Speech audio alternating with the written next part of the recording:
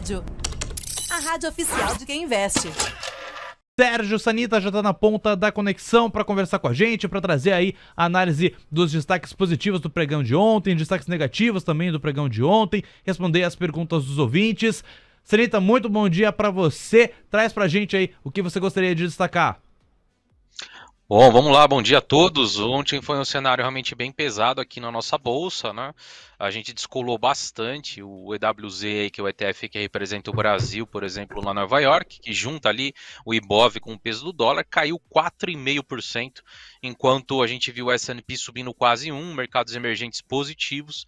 Então acabou que o mercado ontem perdeu um pouquinho a paciência aí, né, com os nomes da equipe do Lula, que vem sendo ventilados, especialmente na economia, né, com a Haddad ali, que realmente acaba fazendo um pouco mais de preço. O mercado foi muito leniente, né, dando um voto de confiança após a eleição, tanto é que a bolsa continuou subindo, o dólar continuou caindo, mas parece que agora com essa indefinição e com nomes que vão sendo ventilados aí, nomes políticos e não técnicos, o mercado realmente ficou aí chateado, agora vai pressionar um pouco, né, para realmente ver se esses nomes vão ser oficializados ou não. Então a gente segue a expectativa ainda mais pressionada, mais baixista aí no dia de hoje novamente. Vamos ver se a gente melhora no decorrer do pregão.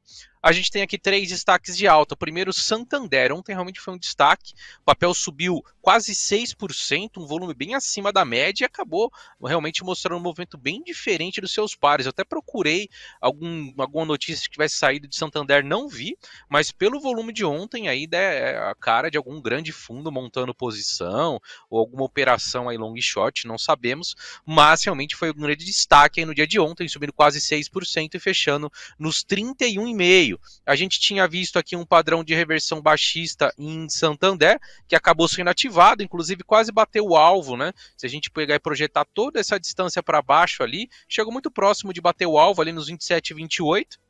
E no dia 26 de outubro ele chegou próximo dessa região e acabou reagindo, deixou o martelo e de lá para cá vem trazendo uma reação muito forte, né? Inclusive nesse dia aqui teve um volumaço. Agora vem num zigue-zague ascendente, está testando essa região da média de 200, se continuar mostrando força, vai ter a região dos 32,5 como uma região relevante de resistência e depois mais acima lá um topo de maio na faixa dos 34,40.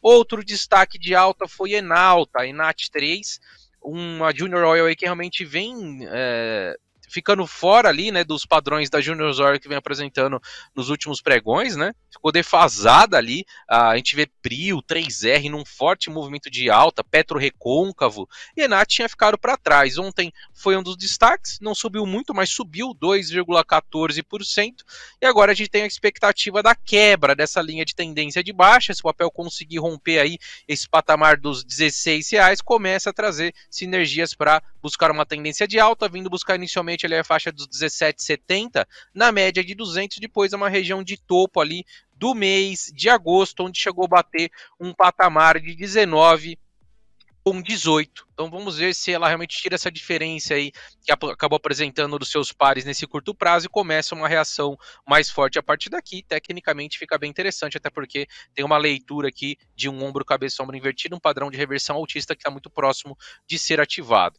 E outro destaque de alta foi Plano e Plano, que subiu ali também ontem, 1,05, e o grande destaque, né, do papel ontem foi que ele estava caindo de maneira relevante. O papel chegou a estar caindo ali 4% e fechou com uma alta de 1,05 com um belo volume. É um papel que vem desempenhando muito bem a sua tendência de alta e desde julho, né? Parecia ali que ia trazer um padrão de reversão, mas acabou frustrando, então segue apontando para cima. Tem a região dos 4,80 como uma região imediata de resistência, que inclusive converge com esse fundo aqui lá de março de 2021 e rompendo aí, o papel começa a apresentar boa simetria para buscar uma região intermediária ali de resistência na faixa dos R$6 e depois um pouco mais acima na faixa dos 6,70. O papel está muito bem aí na sua tendência altista. Agora, do lado de baixas, a gente teve muitos papéis caindo e caindo forte ontem, né? Educacionais aí foram um dos destaques negativos. A gente tem Eduque, por exemplo, caindo 10,64%. E Duque, que se livrou de um longo canal de baixa que vinha há meses, né? O papel fez um movimento de pivô, só que veio bater cabeça na média de 200 durante a semana passada inteirinha, não conseguiu romper e hoje não, né? Ontem deixou um candle muito forte de baixa. Então, sim, traz atenção para a gente, dado que a gente pode considerar que foi um rompimento, inclusive falso, né, dessa região de topo aqui. Então o papel vai lá, estressa e volta para baixo rapidamente. Temos que ficar atentos para ver se o papel não começa aqui um zigue-zague descendente. Tem um suporte imediato ali nos 14,20 a 13,5, que é onde passa as médias ali de 100 e de 50. Se perder nos próximos pregões dessa região, fica pesado o papel e pode voltar a testar pelo menos ali a faixa dos R$12, 11,90. Outro destaque de queda foi Espaço Laser, que segue muito fraca, renovou mínima histórica de fechamento no pregão de ontem, né? Não foi a mínima intraday, mas foi a mínima de fechamento, fechou R$1,62 e a mínima intraday R$1,60. O papel segue muito travado aqui nessa região, né? Muito baixista, e a gente projeta aqui já um topo duplo que vem em andamento com um alvo ali no 1,46.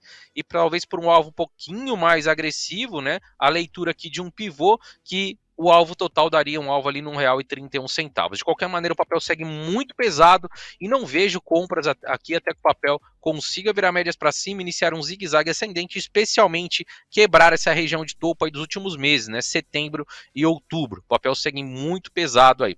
Americanas também foi um destaque de queda ontem, caiu 9%, diferente dos seus principais pares, né? Mostrou falta de força ao subir, não subiu tanto e quando caiu, caiu mais, né? Então realmente está numa situação complicada, Americanas, bateu ali na média de 21 e quem estava de olho aí no setup de um PC de venda, que utiliza a média de 21 inclinada para baixo, entrou inclusive short ontem na perda da mínima do pregão de sexta-feira, né? Inclusive deu um baita trade aí quem entrou. O papel segue apontando para baixas, né? Depois de fazer um fundinho duplo, atingiu o alvo, bateu na média de 21, agora sugere continuação dessa tendência para buscar a mínima do movimento, onde o papel chegou a bater R$13,59 e para baixa vai ter ali suporte forte nas mínimas do ano, 12,60 a 12,09. O cenário segue bem pesado aí também para Americanas. Sérgio Sanita, bom dia pra você. Tá cheio de papel pra análise por aqui, viu? A galera tá caprichando nos pedidos e eu vou começar com o Perli Genuíno, que tá pedindo Alpa 4. Depois tem pedido do Enio Andrade, Azul 4 e Meli. Portanto, Alpa 4, Azul e Meli. Beleza, Ellen, bom dia. A Alpa realmente deu uma afundada aí nos últimos pregões, né? O papel vinha bem, estava testando a média de 200 ali recentemente, testou no início de outubro, testou agora no início de novembro, aí veio o balanço na quinta-feira e o papel desabou na sexta, caindo mais de 15% e ontem confirmou, fechando ali com uma queda de 7,46%, perdendo a mínima do pregão de sexta e perdendo inclusive a mínima do ano, renovando a mínima do ano. Então a gente olha para o papel aqui do lado esquerdo, o papel está vindo buscar a zona de suporte do crash do coronavírus, onde em 2020 o papel bateu 15,59, é para lá que aponta agora. Então o cenário que estava se desenhando para o papel montar uma inflexão aqui, né? Veio o balanço, e aí os players bateram muito forte no papel, certamente não gostaram do que viram, e agora a tendência de baixa segue vigente, suporte na mínima do coronavírus 15,59, só vejo motivos para compra aqui se o papel efetivamente conseguir reagir muito forte e voltar no decorrer das próximas semanas a romper a média de 200. Azul 4 apresentou ontem uma queda de 5,58. O papel está bem travado aí nos últimos meses, né? Desde agosto, o papel vem fazendo topos ligeiramente mais baixos, fundos ali ligeiramente mais baixos, o que denota para a gente aqui um canal de baixa, né? De pouca inclinação, mas é um papel que tem espaço sim para desenvolver um movimento de recuperação, dado que caiu muito forte de abril até julho, né? Onde todas as empresas de mercado interno corrigiram forte. Mas triggers para compra somente se o papel romper, especialmente aqui esse canal de baixa, e aí começa a abrir espaço para buscar ali a retração de 50%, que inclusive foi testada no mês de agosto, média de 200 passa também por ali, na faixa dos R$19, e depois um pouco mais acima, na faixa dos 20,40, mas o cenário ainda não deu nenhum motivo técnico para compra, nenhum trigger aí para compra, temos que aguardar. E se o papel voltar a mostrar fraqueza e perder, né, esse canal, a gente vai duplicar o canal e aí o papel pode vir buscar as mínimas do ano, ali na faixa dos R$11.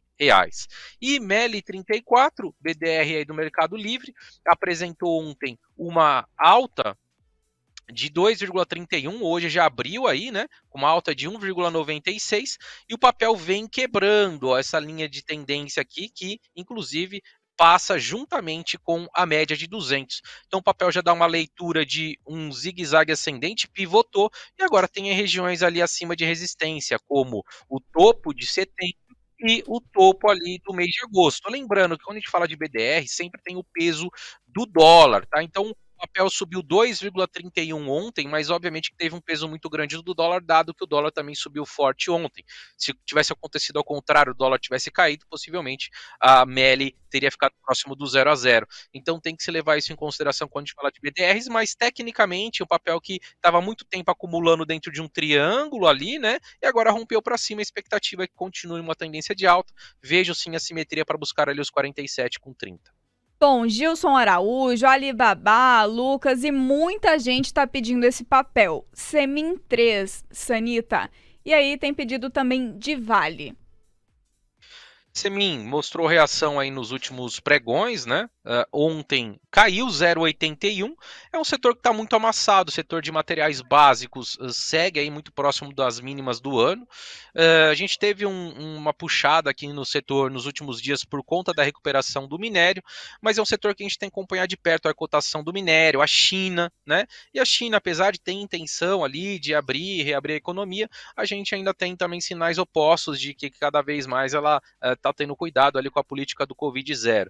Então, essas empresas para carrego, eu acho que faz total sentido nesses preços, especialmente a Vale aí, que é uma baita empresa. Semin, à medida que consiga romper aqui essa região de topo, ali na faixa dos 3,70, 3,80, abre espaço para buscar o topo do mês de agosto, onde chegou a bater ali R$ 4,06. Por um prazo mais amplo para carrego ali, eu acho que é um papel excelente, não duvido a gente ver aí no decorrer dos próximos meses o papel voltando ali para um patamar de 5,40, né? Quem sabe nas próximas semanas, se o minério reagir, é um papel que tem condições de buscar a média de 200 lá nos 4,50, mas o cenário ainda é pesado, então precisamos aguardar o trigger, né? E a próxima é a Vale, é isso, Ellen? Isso.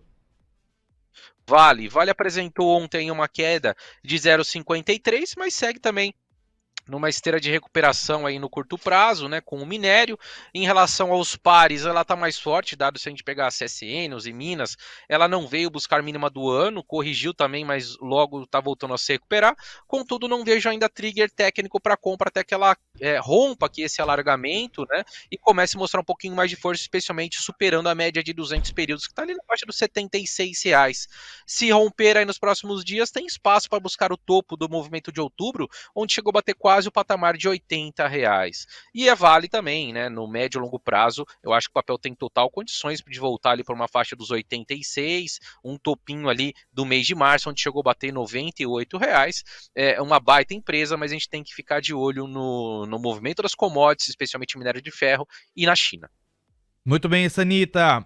10 horas 5 minutos, está rolando já o mercado à vista por aqui, o Ibov começa a se movimentar e essa primeira movimentação, ainda tem alguns papéis em leilão, já está apontando para baixo, 0,38% de perda para o Ibov, 114.902 pontos até o momento. O Dolfut, por sua vez, volta a dar uma leve estressada a mais, só que deu uma arrefecida desde quando bateu a máxima intradiária.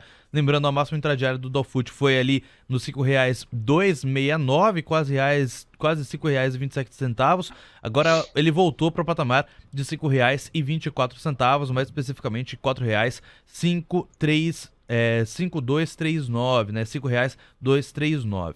Vamos seguir com mais pedidos aqui da nossa audiência, Sanita. O Lucas Piccoli pediu 2 papéis, MRV e Anima, né? Então a gente está falando de construção e de educação. Vamos com esses dois.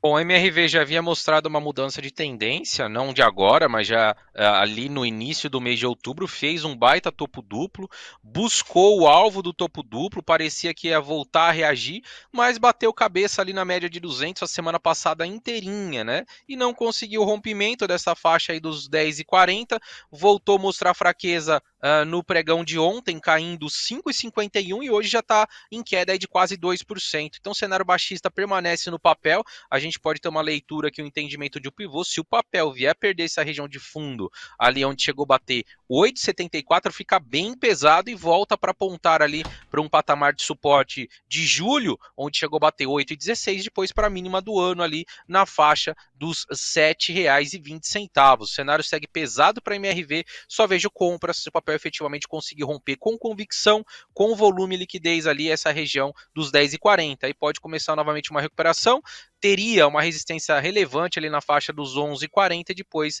aí uma resistência mais forte lá nos R$ 13,15.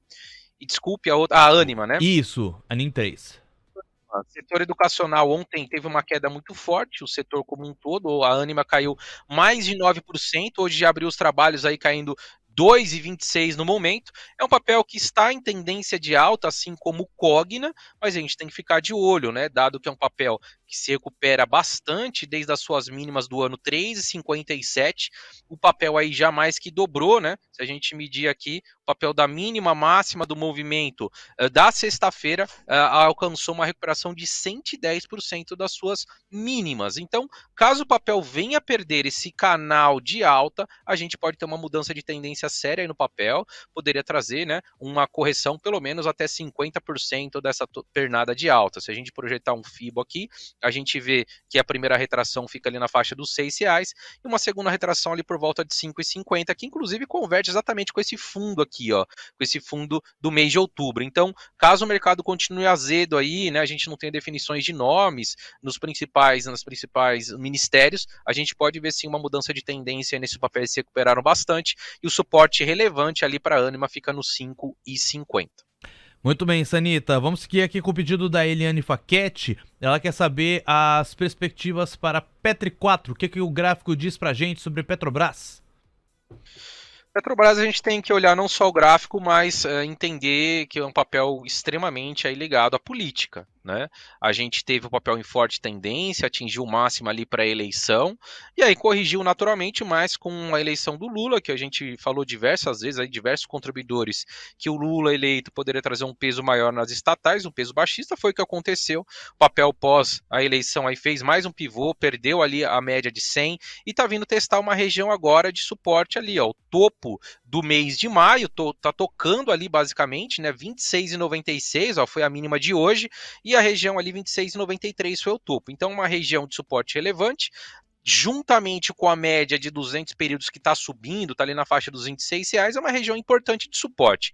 Como chega aqui muito esticada, eu acho improvável que ela perca aí reto, né, essa região de suporte dos 26. Mas, obviamente, que mesmo cabendo um repique aqui, a gente tem que ficar atentos, dado que o PT pretende mudar em política de preço, em equipe, etc., e pode sim continuar fazendo preço no papel. Tá? E se perder essa região dos R$26, a gente vai começar a observar suportes mais relevantes ali num topo de março, ali na faixa dos 24, depois uma região intermediária ali dos 22 e para finalizar aí um suporte mais forte ali nos 21, 21,5. Então a tendência de Petrobras no curto prazo segue baixista. Se a gente observar o gráfico, inclusive, né, ampliando aqui, a gente observa um topo duplo, que é um padrão de reversão baixista, então qualquer respiro mais fraco que não consiga virar médias para cima, não consiga fazer um zigue-zague ascendente, pode ser inclusive uma oportunidade para os grandes players aí tentar mais um movimento short, uma pernada de queda, buscando ali o patamar entre R$22 e R$21. Ficaria de fora de Petrobras até uma definição melhor aí da equipe, da política de preços que não vai ser metida e, obviamente, da indicação dos novos integrantes aí da presidência do conselho da empresa. Beleza, Sanita, vamos caminhando para os finalmente com a pergunta do Jonas. Ele faz uma pergunta, inclusive, um pouco mais complexa, que ele quer saber de local web, mas ele diz o seguinte: é possível ver um padrão de triângulo ascendente nos papéis da local web? Se sim, como traçar um alvo de preços? Você está identificando também esse padrão de triângulo ascendente, ô Sanita? Não, acho meio subjetivo, mas só para a gente explicar para o ouvinte aí, um triângulo ascendente seria um padrão de continuação da tendência altista. Para ter um triângulo, né, deveria, na minha opinião, deveria ter um fundo mais marcado aqui para que a gente pudesse traçar. Mas, obviamente, tem a sua subjetividade, tá? Mas aí a leitura desse triângulo ascendente, se é isso realmente que o ouvinte está identificando, ele deveria projetar a base do triângulo, vamos tomar como se fosse verdade a base. Essa é a mínima desse candle aqui do dia 6 até a máxima aqui do movimento projetado para cima. Aí projetaria ali um alvo, né, caso ele venha romper aí essa faixa dos 11,30, 11,40, ali nos 14,55.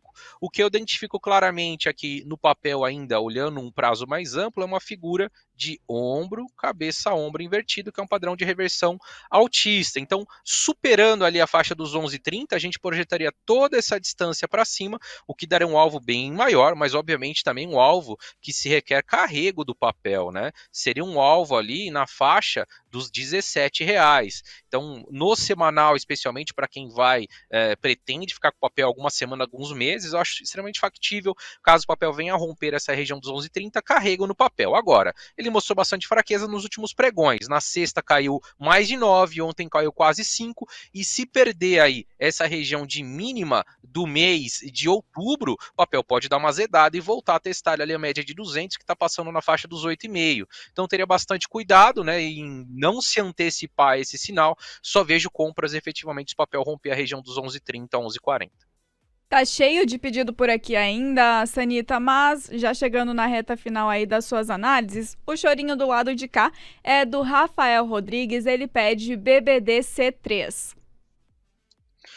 Bradesco, né, ordinárias, tem um pouco menos de liquidez aí do que as preferenciais, mesmo assim o movimento é muito parecido. A gente estava com o Bradesco bem aquém dos seus principais pares, como o Itaú, por exemplo, e parecia que o Bradesco ia embora, né, com os movimentos recentes aí com pivô, mas o papel acabou arrefecendo muito forte, depois inclusive da recomendação aí de underperformance, né, acho que do Itaú BBA, e o papel acabou corrigindo, depois acabou fazendo um topo mais baixo que o anterior e perdendo a região de fundo. Então, a leitura aqui já é baixista para Bradesco, voltou a reagir na semana passada, mas deixou novamente um topo mais baixo que o anterior, e agora está muito próximo de ativar, né, um ombro cabeça a ombro, aí, que é um padrão de reversão baixista, média de 200 segurando o papel ali na faixa dos 15,70, se perder aí pode ficar bem feio e vir buscar uma região de fundo lá de maio, na faixa dos 14,20. Ficaria de fora de Bradesco até que ele conseguisse ao menos quebrar, né, essa linha de tendência de baixa aqui, conectando os topos mais recentes,